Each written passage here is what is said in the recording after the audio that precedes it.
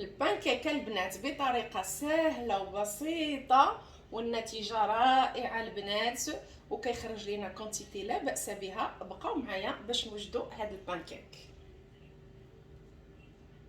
غادي نحتاجوا هنا 3 البيضات بدرجه حراره المطبخ. غادي ندير واحد رشه ملح،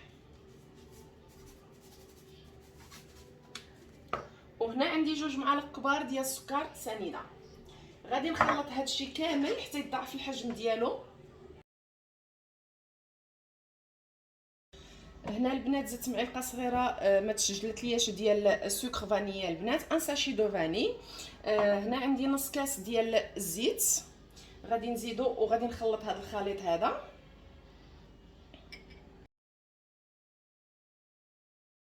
هنا غادي نزيد عليهم 2 كيسان ديال الحليب البنات. الكيسان اللي كنعبروا بهم الحليب غنعبروا بهم الطحين. الكاس ديال العنبه غادي نزيد عليهم درجه حراره المطبخ. الحليب، البيض، كاع القوام خصهم يكونوا بدرجه حراره المطبخ.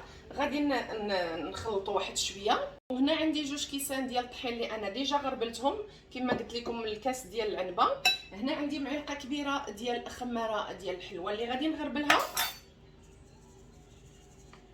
كتكون فيها هاد الحبيبات هذه البنات، غربلوها باش تعطيكم نتيجه احسن. وهنا عندي 4 معالق ديال البيكربونات، ها هي البنات اليمونتير، ديروها صافي. وغادي نخلط هذا الخليط هذا، وغادي نزيدو على الحليب والبيض اللي خلطت ديجا.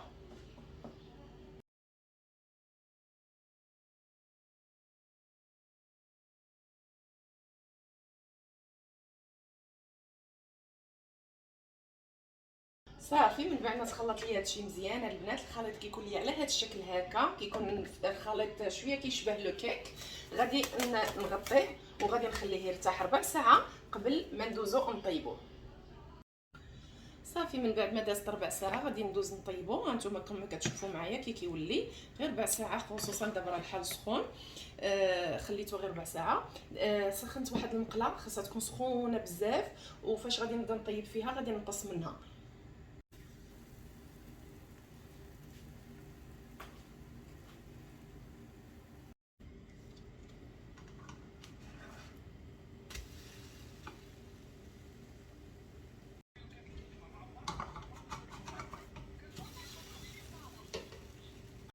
البانكيك ديالنا البنات وجد، شوفوا كي كيجي رائع غزال، وكيخرج لينا كونتيتي لا باس بها البنات.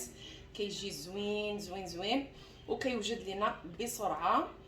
غادي نقطع معكم وتشوفوا البنات. شوفوا كيجي زوين غير بالزيت، واللي بغات دير في بلاصه نص كاس الزيت اللي درت انا دير الزبده دير، ولكن صدقوني البنات راه غير بالزيت كيجي رائع، كيجي غزال.